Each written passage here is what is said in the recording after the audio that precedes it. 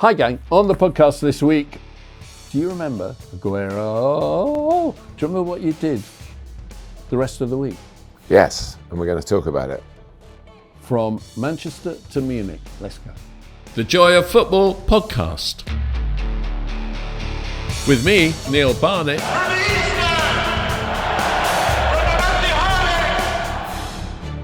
And with me, Martin Tyler. Looks for a shot in! Rooney! Aguero!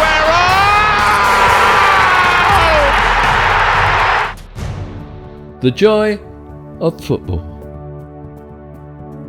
Hello, the Joy of Football podcast with Martin Tyler, the greatest commentator in the world, and me, Neil Barnett, is going down a different path this week. We're going to look back on a week in our lives. It was a week which started on a Sunday with Manchester City coming from 2-1 down at home to Queen's Park Rangers to score twice in stoppage time, leading to a rather celebrated Aguero piece of commentary as they won the league. And it finished in Munich with a penalty by Didier Drogba, which won Chelsea the Champions League. Quite a week. And we should add, Neil, the context being that you sat in front of me at Chelsea, at the Chelsea game. Yeah. So we really did not just share the event, we actually shared the angle of the emotion. You I saw your raw emotion at the end, which was a sight to behold. How much anticipation did you have that was going to be your celebration of the winning goal, Aguero? And how long did it take you to realise that it was going to come to define you as a commentator? I had no idea what I would say. The only thing I would say that was slightly in my mind, well, no more than slightly in my mind, was that I thought when Dzeko equalised, it could happen. I didn't go, oh, well, it's going to finish 2-2 and they're still going to miss out. I genuinely thought it would happen. Well, it could happen. So I was beginning to think, well, if this does happen, it will have this historic effect, and it will be something the like of which we've never seen before, and maybe never seen again. And the only so to answer that question, very little. I remember I've said this a few times, maybe even on the podcast. I remember thinking during the game, Rob Hawthorne, fine Sky commentator, was up at Sunderland doing the Man United game, and I'd done a massive amount of work for the presentations. Well, you have to talk about other players. They had their kids on the pitch, and Manchester City were really helpful. It's not easy to sort of, I'm not saying prying into their lives, but you want to be confident that when you see the family that you know all there is to know about it, and you know, in this world of data protection, it was precious information to get, and I had that sort of, because I would do the presentation and expecting, as the side that had the better chance of winning the league going into the game, I did all that prep in the days leading up to the game. I remember thinking that I hope Rob's done the same. But of course, then I thought also this is maybe the ball out for a throw or something. But I was sort of thinking, well, there won't be the families up there, so he'll only have to deal with the players. But of course, and I'm sure he had. This is their however many trophy they've won, you know. So all that going on. So it was only really when Ed and Dzeko scored that I even envisaged that it could happen. I said something about they need 2 goals in stoppage time. So I suppose that was before Dzeko scored, that I was sort of just painting the picture really that was going to end up in huge disappointment in the ground that I was at. As for afterwards, I got a hint. I honestly never thought about it at the time. I was just, I suppose, I was pleased that if you like, that the City had done it, although they'd done it the hard way, that I was at the right place. That's, commentators think like that. Are you at the right? We get sent to games, and it's not our choice. And you know, that was my game on when the roster came out. So it's a nice feeling that you're not sort of labelled with this, because you're the soundtrack of the game. You're not labelled with a real flop. This is a Devon Lock for older racing fans who know what I'm talking about. I was supposed to win the Grand National and fell when there wasn't a fence to fall over. And you could have maybe aligned that to Manchester City's situation. I went to see, I've said this a few times to people, if you've heard it before, I apologise, but Paul Doherty, who was my guru at Granada 20 years earlier and played a big part in giving me opportunities as a commentator and a boss, but a friend as well, whose dad had been in the Manchester City team that won the league in 1937. Spelt Doherty without the C, so Doherty. I never quite worked out. We used to call his dad Peter Doherty, who became a manager. And so Paul had brought the medal. I knew that was happening, whatever in the day. So after we'd done the presentation, I went down to see the presentation from 1937, if you like. Paul showing me this tiny little medal that was so precious, and so proud of his dad. And I saw Richard Scudamore on the way down from the gantry, and he was coming up with the biggest smile that any Premier League chairman, chief executive, Premier League, basically. The deals were all up for renewal. He just had the most fantastic advert for Premier League football. He couldn't stop grinning, and I said, "Oh, that you'll get a bit extra." I made some remark about that. That's worked well for the negotiations, something like that. So I went down. Paul was in one of the hospitalities at the Etihad and spent some time with him, and then the Sky group end of season get together. Most of us up in the north away from home would be making our way back to the south, but there was a meal arranged in Altrincham.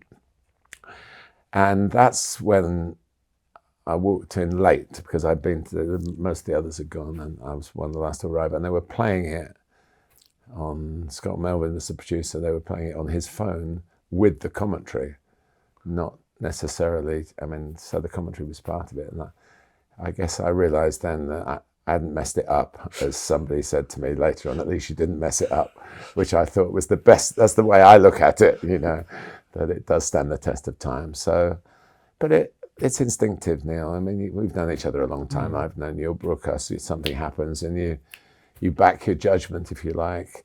And now I listen to it as another person. It's not me, it's somebody on the telly doing it, and I go, oh, yeah, I get moved by it, but not as the person who delivered it, as a football fan who realises the history of the moment.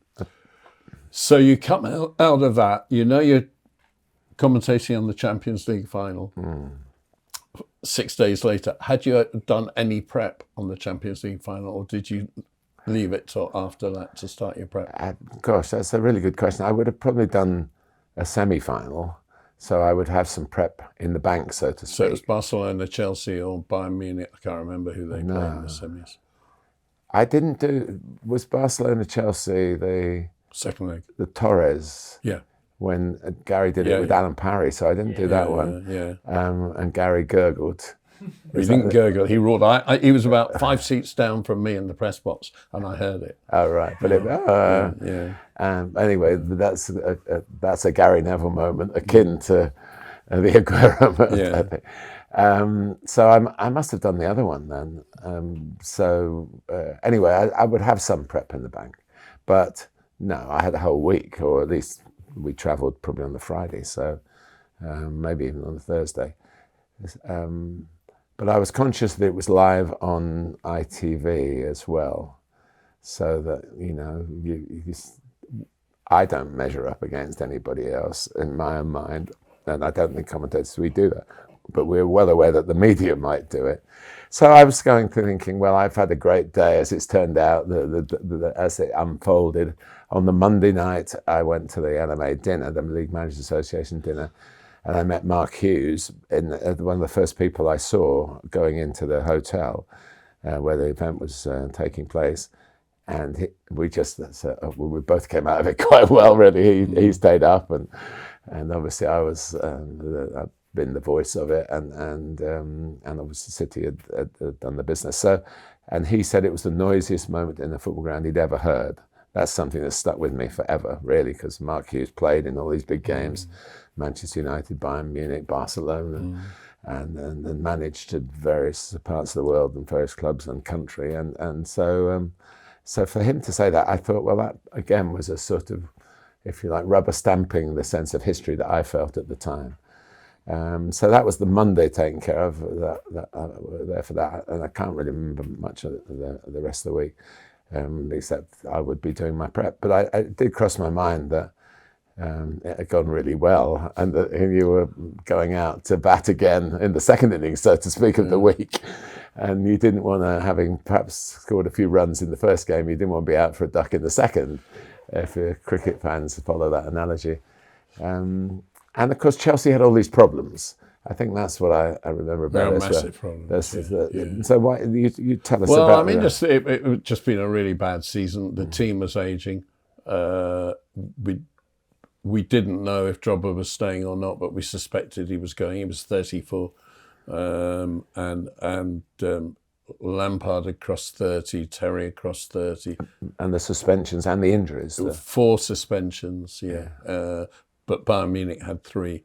But as I remember it, I think I was on the pitch with a microphone on the Sunday when the Aguero goal went in, and we announced that Manchester City had won the league. But I haven't got a clear memory of that. But my memory of that week starts on the Wednesday when I got in the back of a car and we drove down to Lille in France, and this is ChelseaTV. We drove down to Lille in France.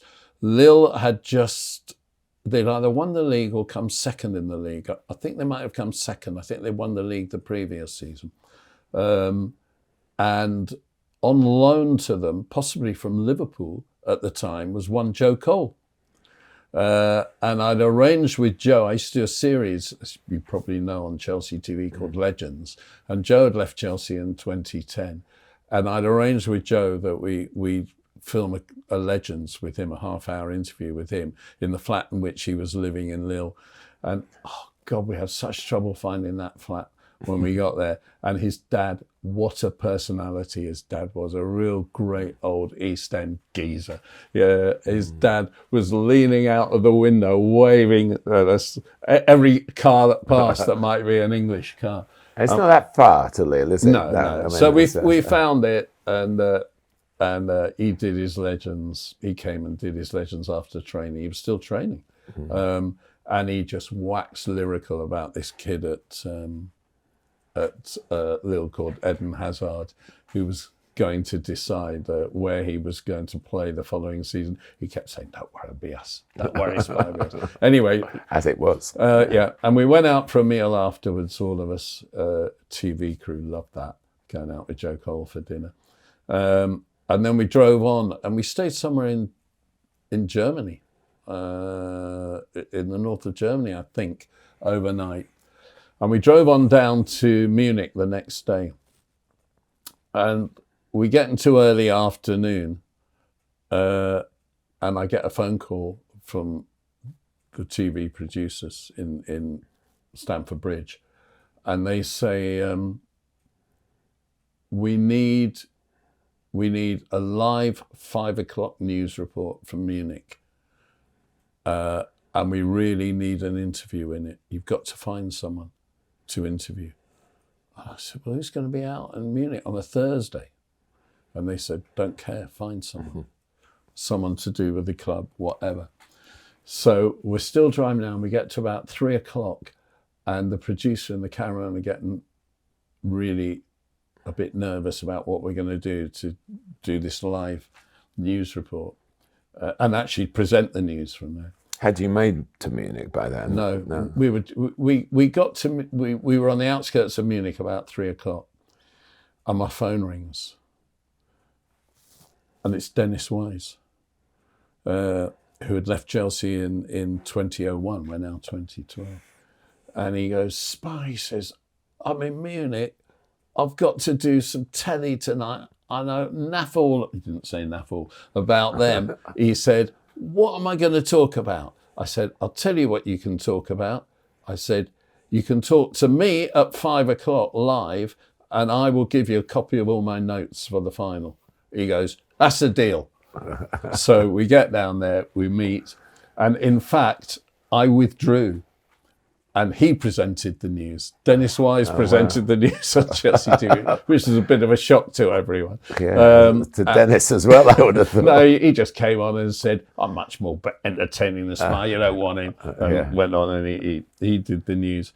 And he took a copy of my notes, and I don't know what he did with them. He probably ignored them, but he had everything he needed for his stuff later on. So we got away with that one. When did the team arrive? I think the team arrived on the Thursday and not the Friday. Because there's one story that come to mind when you're talking that really that Chelsea's competitive spirit was enhanced even more by the feeling that they got going through Munich, that this was done and dusted. Well, there was an absolute. We took a lot on here about entitlement. There was a great sense of entitlement amongst Munich people. I don't know if that was true of the club, because they'd only come second in the league to a Borussia Dortmund managed by some geezer called Jurgen Klopp. And in fact, a very interesting thing happened. Dortmund won the double, and they beat Munich 5-2 in the final. Now, I told a story on the podcast recently about how in the semi-final in Barcelona, Pep Guardiola lost it, and he hadn't been playing centre half PK, and brought him back for the game, and everything went wrong. Everything was wrong in Munich as well, and they lost. That's the game I did actually. The semi-final. Was that the semi-final? Munich semi-final against Barcelona. No, Chelsea played Barcelona in the semis. No, so who did Munich? Oh, it was. Of course, it was Real Madrid. Yeah. I knew there was a Spanish connection. Yeah, because they got absolutely. It was a massive win for them, wasn't it? Really? Yeah. Dortmund had played a defensive player on the left wing in the cup final in order to help their left back counter Arjen Robben, who was playing off the right wing, who was one of the top players in the world at the time, and a former Chelsea player, of course. And Di Matteo with assistant Steve Clarke went and watched that game and came away and discussed whether or not they should play a left back on the left wing. Enter Ryan Bertrand. Yeah. From just down the road here. Who lives just down the road from here. So who was not the first choice left back at all. I can remember being told that feeling it was Alan Smith, who must have been out there working for the Telegraph, who wasn't doing the commentary with me for Sky. He could have. He said, I've heard Ryan Bertrand's playing. And it was a big surprise. Because Ashley Cole was left back. Yeah.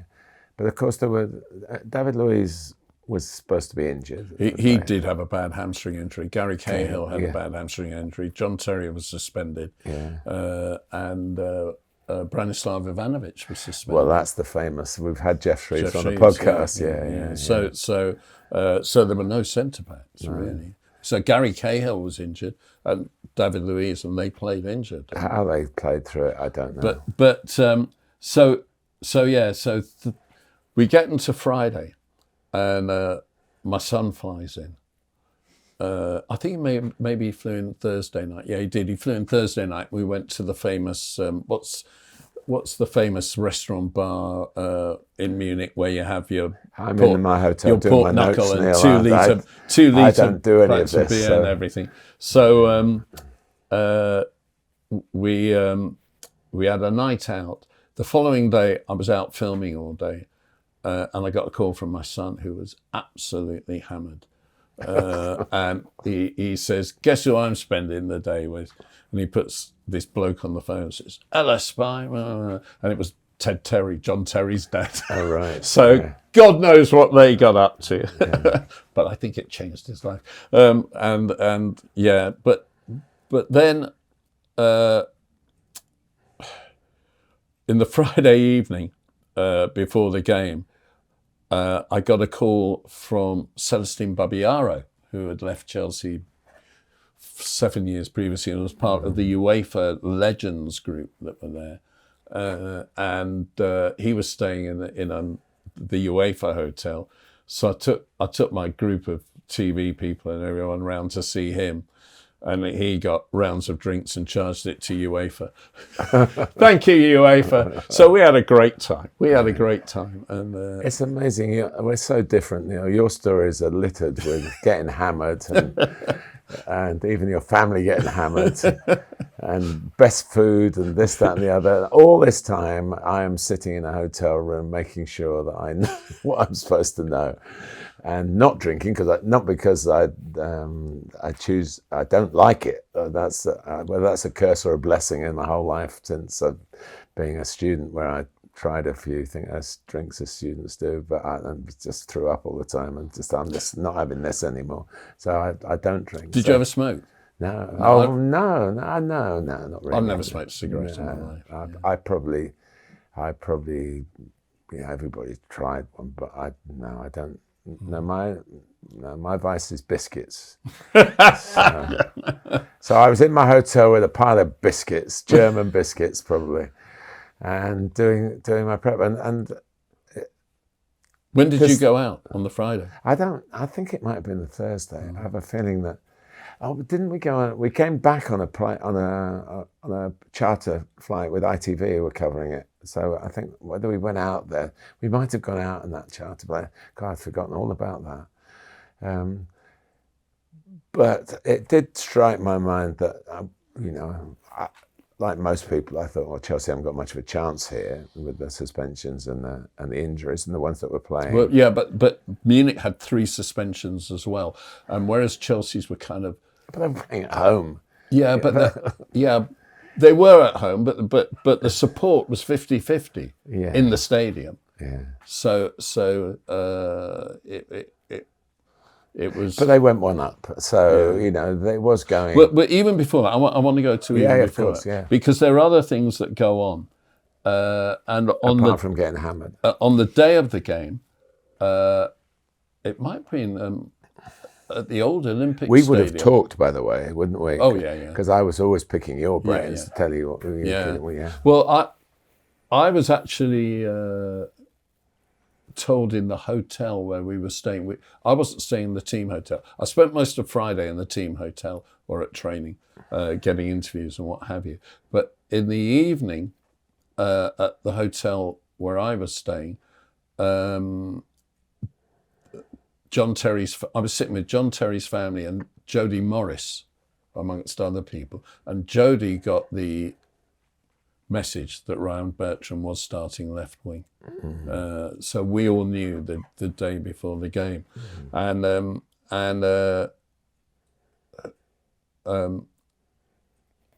On the day of the game, I think at possibly the old Olympic Stadium, if it's still there, I'm not sure. Yeah. They had a Legends match. UEFA had a Legends match, which Babayaro was taking part in. Yeah, the worst commentary position in the world, by the way. Oh, the old Olympic Stadium. Yeah, I did it. When they went to the Allianz Arena, it was such a relief for all of us. Yeah. And I always said it, the commentary position, you could see Stuttgart clearer than you could see the pitch in Munich. Well, I went to this Legends game and they didn't let you anywhere near the ex-players to do your interviews afterwards. It was absolute pain. And in the end, I took my crew to the furthest place from where the players came out. But nevertheless, it was the first place that they passed, even though it was miles away. And I said to a steward, a press steward, who was standing there, I said to her, if we ask you for a player, can you go and ask them if they'll come and do it? And she said, no, I'm not allowed to. I said, well, that's crazy. I said, I want you to ask a player, he'll definitely come over if he knows we're here. And she said, no, I can't do it. So we stood there. and Ruud Gullit walks out. So I, with all my possible projection, I screamed, "Rudy!" And he turned around, he saw us, and he came over. And she came over, to her credit, the woman, and she said, "You mean what you say?" Yeah. And he did a big interview, so we were all right. We got our stuff from there. But it was getting from there to the stadium was hell. I just remember the traffic. That was on the morning of the game, then. Yeah, yeah, and the traffic was awful, and it's we talk about Manchester City being out of town. The Munich stadium is further out, and it's terrible to get to. And we had a car, so it was not a good stadium to get to. I don't know what it was for this year's Champions League final. I know my son had to lie across a number of laps hidden in the back of a taxi so that the police wouldn't know that there were too many people in the back of the taxy, because there just wasn't enough public transport going out. Your stories are so much more colourful than mine, Neil. I think he was still drunk by then. And I'm not sure what else he'd been on either. But even at the game, there was that sense of entitlement, I think, with the home fans. But the game was going sort of... It was as one-sided as PSG versus Inter Milan, but without the goals. Yeah. It was that one-sided. Chelsea got forced back, and Tony Cruz was a young number 10 who was very rarely allowed to play number 10 because Müller was number 10 between Ribéry and Robben. But Müller scored. Because of the lack of defensive players, he had to play defensive midfield, which we know him now for in his latter years at Real Madrid. Only after really Casemiro left. But he played it there as a very young man, and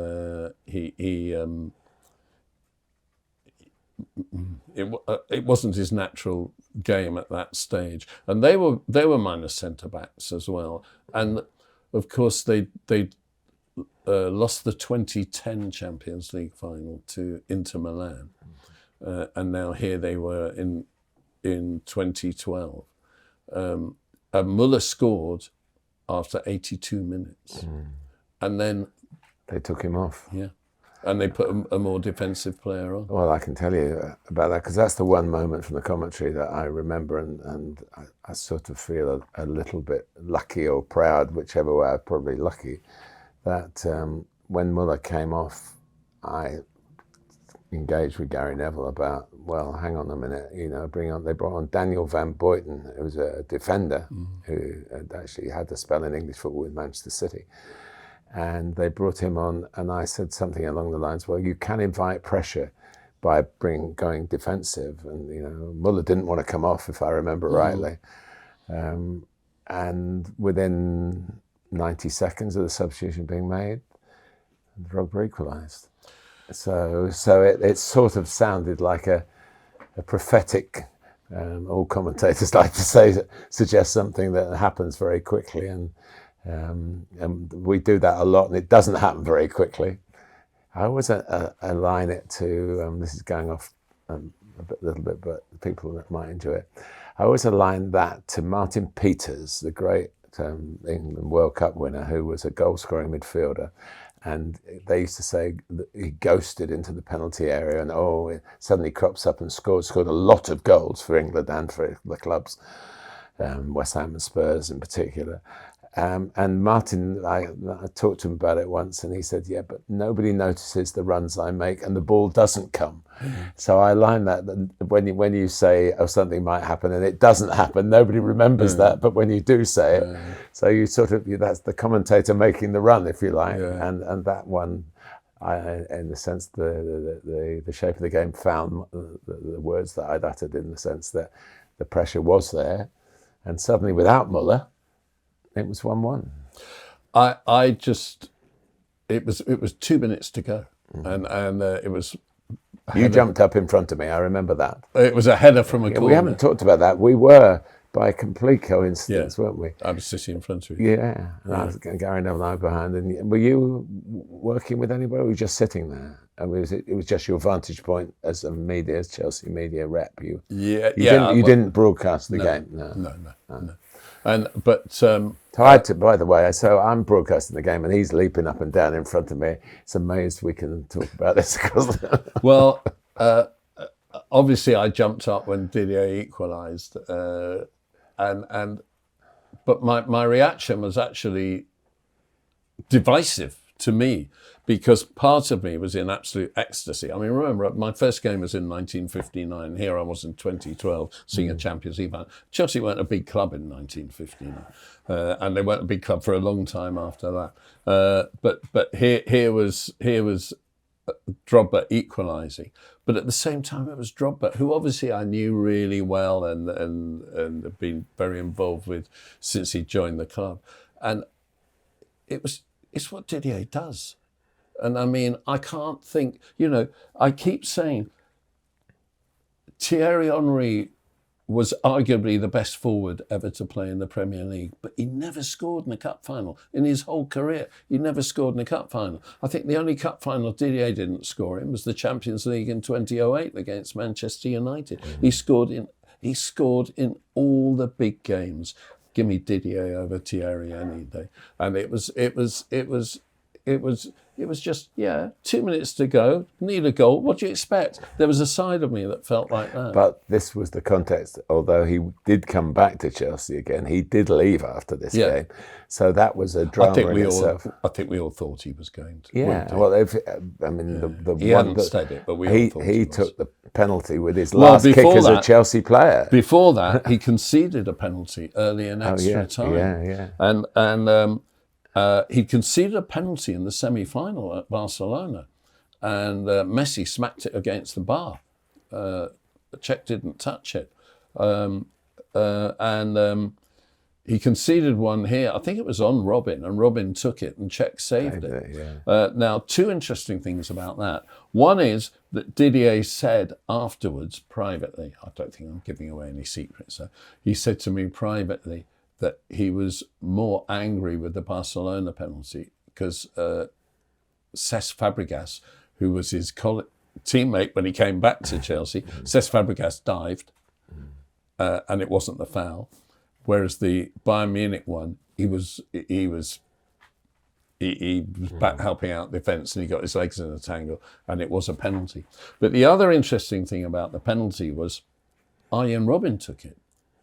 Now, back in the day when Petr Cech broke his skull, his closest friend in the Chelsea camp was Arjen Robben. And the player who was on the phone to him every day, making sure he was all right, was Arjen Robben. And they'd remained friends since Robben had gone to Real Madrid and Bayern Munich, and Cech had stayed at Chelsea. So he takes the penalty, Cech saves it.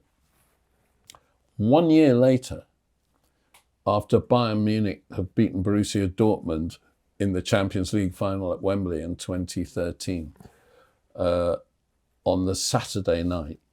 On the Monday morning, I'm in New York, and I'm walking at 6 o'clock in the morning to the studios to do the radio show. And I phone Arjen Robben back in Munich, and I'm saying, will you come live on the radio show? And he said, yes, of course. So it was a big coup for us to have the winner of the goal-scoring winner of the Champions League in the last minute again on the show. And I brought up the fact that the previous year he'd had his penalty saved by the person he was closest to at Chelsea when he was a player there. And I said, so how did that affect you? That it was him. And he said, I'll tell you how it affected me. He said, 3 weeks later, back in the Netherlands, where of course he's Dutch, I was organised a surprise birthday party for my wife.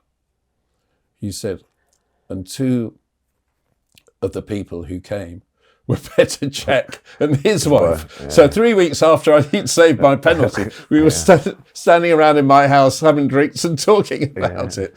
And then, of course, it almost warmed up Petr Cech for the shootout, didn't it, really? Because his contribution to that. I think because of that skull cap that you wore after he broke his skull, and because of maybe to a lesser extent his style, he's become a rather underrated goalkeeper in the history of the Premier League. But he has kept more clean sheets than any other goalkeeper. Not Schmeichel, not Van der Sar, not anyone from Manchester United, not anyone from Manchester City or Liverpool. Petr Cech has kept the most clean sheets. And I'd just say two things about him. One is that, like all the great goalkeepers, he was an international in his teens, like Casillas, like Buffon, like Van der Sar. I don't know about Schmeichel, but he probably was. Donnarumma now, although he's not one of my favourite goalkeepers. But these were all international goalkeepers before Courtois. These were all international goalkeepers before they were 20. I wouldn't swap Cech for any other goalkeeper in Premier League history. I really would. So he was doing what he does at the peak of his game, and of course the first penalty Juan Mata missed was saved, and then Cech saved too, and then Drogba got the winner. Whether the order was prearranged or whether it was always, if there was one to be taken to win it, that Didier would be given the job. But I don't know how much you remember, but two of the Chelsea internal media people were Chelsea supporters as well as me. We were in a huddle like they were down on the pitch side, because we were all nervous. We're trying to commentate, and when the fifth person walked up to win it, was it raining? I can't remember, but there wasn't clarity of view, and at first I thought it was Fernando Torres who'd come on as a substitute, and my nothing personal, Nando. Oh God, my whole hopes just sunk, and then I realised it was Didier, and I had no doubts at all. I just knew. It was amazing. I mean, two things about Didier. One, that he gave away penalties in those two games. His job and I've used it in my non-league coaching. I like it as a system. Your best header of the ball, if he's a forward, stick him on the edge of the D and between the posts, not the edge of the D, on the edge of the goal there, a 6-yard box, yeah. And if the ball's anywhere near it, everyone knows Didier will head it. Yeah. And he had that job, and he sort of almost patented it, really. Yeah. But that would find him back in a position where if the ball broke loose, there was another passage play, he would be in his own penalty area to do that. But it was, I suppose, whereas the Aguero line has stood the test of time, my line with his last kick as a Chelsea player, which we all knew was at the time correct. 2 years later, he came back and he spoiled it, really. So, when it went in, I was actually in the front row of the press box. You were in the second row. Yeah. When it went in, I turned around and I remember racing up to the top, which is totally unprofessional in journalistic terms, and I did not give a. I raced up to the top. I turned round, having punched the air, and I raced back down. And you were still commentating. You were standing there with your arms open, and I jumped into your arms. I knew what it meant to you. And also, don't forget, that was like 3 hours you'd been in front of me, and I'd been ducking around you to see what was going on. And as soon as I came out of your arms, Gary Neville leant over and shook my hand. Shook my hand? Dear. It was a week, wasn't it? It was a heck of a week. And I don't know whether I should have retired at the end of it, because it was, I mean, if I ever wrote a book, then I think that would have a couple of chapters. So presumably you just went back to the hotel afterwards? Yeah, I think with a certain amount of relief because of, well, obviously for English football, it was great. It was very late, of course, because it was Yeah. a 9 o'clock kickoff over there, and it Yeah. was extra time and penalties. Yeah. So yes, what I wouldn't have gone back and had a drink. I would have gone back and had a soft drink with my colleagues, I'm sure. But I think on the back of what had happened the following Sunday, I'm a great what if person, you know. And I think commentary teaches you that to be, or you're always going, what if he scores? What if Drogba scores with his last kick? You have to have that with you. And I suppose a little bit in me, being a realist and knowing the up and down world of commentaries, what if this had been a bad end to a week that started so brilliantly, you know? So I was Drained. Yeah, but I was pretty. It is a bit like the winning feeling at a football match, you know. I would say 5 times a season, I would be happy with my work. And then, you know, maybe 100 games, because you're seeking perfection in a job you can't do perfectly. You're not like a presenter reading a script. You're judging, you're reacting to what happens. You've got no pre-warning as to what happened. You have to be able to put it into football context straight away.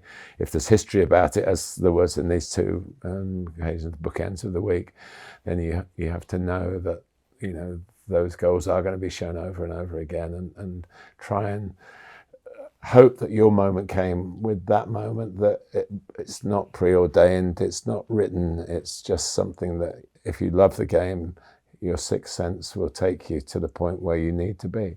And that certainly had happened on the Sunday, and it was a bit more predictable in the sense with the shootout that someone was going to take a penalty, but he could have missed. You know, they could have gone on, anything else, somebody else could have scored the winning penalty. So it was a fabulous double header to be part of, and I think that's the thing that, you know, you link with it because your voice is there, and it's something that takes a bit of getting used to, really. Well, I went from the game down to the mix zone where journalists and players can do interviews, and Chelsea internal media people brought out to me some players to interview, and we got them before you lot did, before the what do you call it, broadcasters, The flash interviews. well, no, not the flash interviews, but you know, the paying broadcasters get people first. But I managed to get them before, and we got into trouble with UEFA. Oh, really? And I was in trouble with UEFA anyway, because the previous day, I've just remembered this, the previous day at the pre-match interviews, I'd sneaked off around the back after the press conferences, and I got Frank Lampard and John Terry together doing an interview for ChelseaTV. You broke the rules. Yeah, I did, and I got caught. And UEFA took my tapes. Oh, no, yeah. So it never went out. Oh, they never gave them back to you? No, and they threatened me with banning me and everything. But hey, you're a journalist. You got to get your story, don't you? So Do you know who it was? no, I can't. I knew him. I did know him. Yeah. He was very kind and what have you. Bastard took my tapes. But I was always this slight aside, but there was he's Spanish, and his name is Borja Bilbao. He was my driver in the '82 World Cup. He was a disc jockey in Bilbao, and he was just somebody that they'd gone out on a recce and found a volunteer. He disc jockeyed into the night, and he drove Jack Charlton and I to Valladolid from Bilbao, where we were based, and he started yawning. It was the morning of the game, and Jack said, "Stop the car, out you get, I'm driving the rest of the way." And it's absolutely true. And so Jack drove. Goodness knows that ITV, the insurance would have been, but it was just done. But he became a UEFA official. He was a bright guy, and I saw him at stacks and stacks of Champions League games and other UEFA games, and Euro finals and things like that. So it could have been Borja because he, from being a flamboyant disc jockey, he became a blazer. A time blazer. I didn't see a lot of the on-pitch celebrations because you've got to get down to the mix zone. You've got to get the best point, and then there's a battle. I mean, it gets packed. It gets so packed after Champions League finals, and we had the best point. But they spent an hour on the pitch celebrating, and they spent another hour on the pitch in the dressing room celebrating. So they didn't come out until 2 hours after the game. So now we're getting loads of interviews. And I get away, and someone had said to me, come back to the team hotel, we're having a party. So I phoned my son, and my phone was nearly out of juice. I phoned my son, and I said, meet me at the team hotel, because he'd been to the team hotel the day before with me. And we met there, and we went in, and the party was upstairs, and it was all laid on. It was brilliant with everyone there. But when you went into the hotel, there was a little recess before you went up the stairs. And standing in that recess, back in the shadows, almost away from everything, was Roman Abramovich, who was staying out of the limelight, but could, make himself available to anyone he wants to make himself available to. We'd already had a cuddle at the stadium, but I saw him there, and I sort of thumbs up and went to talk to him. And took my son, who had obviously never met him, and he was obviously very drunk still, and we had a little cuddle again, Roman and me, and I said, "This is my son," and he went to shake hands with him. When were we? 2012. My son was born in '88, so he was 24, 23, 24. May the 19th, just 24. Roman went to shake hands. Wasn't he 20? Wasn't that the day? Was that the No, he's May the 11th. It was May the 19th. Oh, right. It was, So Roman went to shake hands with him. And my son goes, no, Roman, no, I've got to give you a cuddle. And he gives him a big cuddle. He says, I love you, Roman. Oh God, he's lucky he didn't get shot by one of the security guys. Anyway, so the party went on all night, didn't go to bed, went and packed my bags in the morning. By the way, so many players jumped in or were pushed in the swimming pool. There's a swimming pool in the hotel, and with mobile phones on them. They must have lost so many phones and so many numbers between them that night. They didn't throw you in. You didn't get thrown in. No, the one night I didn't. And went back to the hotel and grabbed my stuff, got on the coach, went to the plane. I was on the club plane, the players' plane, and I knew I was doing the open bus parade on the top with the microphone. There must have been 250,000 people there, and I thought, I can't speak. I haven't had any sleep, and I can't speak. I will get an hour's sleep on the plane, and that will be enough. I'll be able to sleep. And I went and sat in whatever seat I was given on the plane, and it was just twos. It wasn't threes. Two seats side by side, and I sort of closed my eyes. And someone came down and sat next to me, and I turned around to see who it was. And it was someone I'd never met, but who was famous. And it was the 5 times Olympic champion, famous Chelsea supporter, but I'd never met him, Stephen Redgrave, who had clearly had a good night's sleep. Yes. And sat down and talked to me all the way home, and I never got any sleep. So we got on the coach. My phone was completely dead now. We got on the coach. There were about 3 coaches to pick us up at Heathrow. Went back to Stamford Bridge, and there were just so many people, hundreds of thousands of people. And we got on the bus, and we stopped off at a prepared point, and I passed the microphone around and got people talking to the crowds and everything. And we finally get back to the stadium late afternoon. And finally, I don't think I'd driven there. I think I get public. No, I hadn't, because I'd driven down to Munich. So I got public transport home. And I walked in, and my wife wasn't happy with me. Not for the first time. True. My phone had run out, and she said, "You could have phoned me. You could have found a phone and phoned me." She said, "On the greatest night of your life, apart from when your 2 children were born, and you couldn't even phone me." And I looked at her and I said, "What do you mean? Apart from when my 2 children were born?" We haven't spoken since.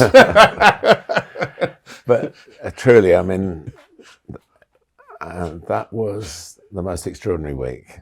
And, you know, it was great to have shared it with you, certainly the second part of it. I would have just got the plane home. I'm pretty sure we were on a charter with ITV. Yeah, and like all commentators, thinking about what the next game was, because that's what you do. You have Well, to. it would have been a European Championship. It would have been an international, I guess. 2012, a pretty diabolical European Championships. It was, it was, and of course it was the Olympics as well. So I remember took my son to one of the nights, but not the Super Saturday or Fantastic Friday or whatever it was. But we had a great time, and that week, we've both been in the game a long time. That week will live in our minds forever. And thank you. You've dug a few thoughts out of me that I thought probably had forgotten forever. But there was a program. That was the week. That was, wasn't it? That was the week. That was. And I'd just say, as a final thing, it changed my attitude to football, which really surprised me. But when you have won the ultimate, and I think Champions League for a club is the ultimate. Sorry, FIFA, it'll never be the Club World Cup. Hang on a minute. He's commentating. I've got to go.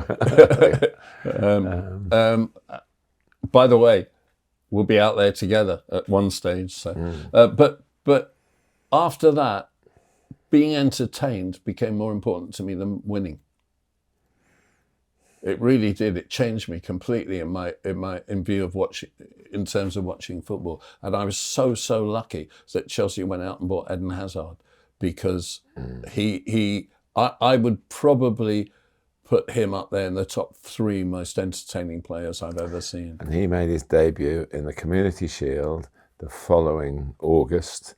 I guess it was just the beginning of August. At Villa Park. At Villa Park, yeah. Yeah, because there was some other event on at Wembley. And we've said this a long time ago. We should say it again.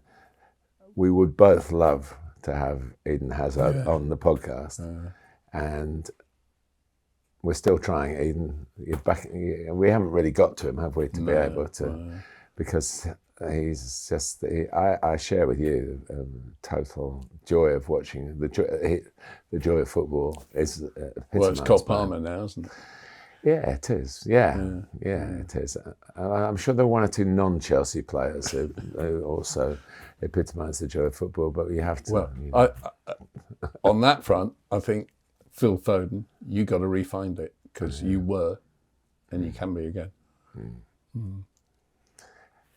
Thanks for Memory Lane, eh? Yeah. It's a different kind of podcast, but I've really enjoyed it. Yeah. And by the way, we've won it all, and we're the only team in London who has. You're the only team in the continent that won it all, aren't you? Yeah, we are. Yeah, because nobody else goes into the UEFA Conference. That's like the Luton song, isn't it? Yeah. Just remind everyone of the Luton song. Luton, when Chelsea sang "We've won it all" at Luton in the Premier League, they sang "You'll never win the Premier League." No, they sang "Conference Champions." You'll never sing that. Yes, that's right. Yeah. Love the Luton fans. This has been The Joy of Football from Martin and me. Goodbye. That's right. Okay, thanks for listening to this different kind of podcast. I've got to tell you that Martin used to come on radio with me in America quite regularly, and never, ever once failed to tell everyone what a pain in the arse I was at Munich, jumping up and down in front of him, making That's the only, we've known each other a long time. It's the only time he's been, but what he said he was, and he was, but for the rest of the time. Patreon, get involved, subscribe, enjoy, comment, substack.com, read our writing, and for the rest of it, just keep listening. All the best. Cheers.